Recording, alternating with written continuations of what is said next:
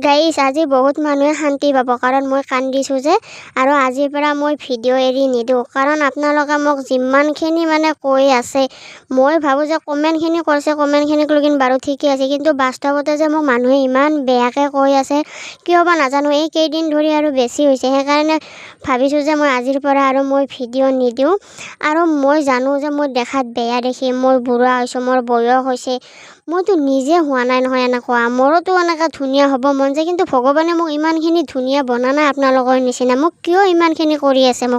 মই এইখিনি বুজি নাপাওঁ যিখিনি কথা যে মই মনত আনিব নোখোজোঁ সেইখিনি কথা আপোনালোকে মোক কমেণ্ট কৰি হওক বা মুখৰ আগতে হওক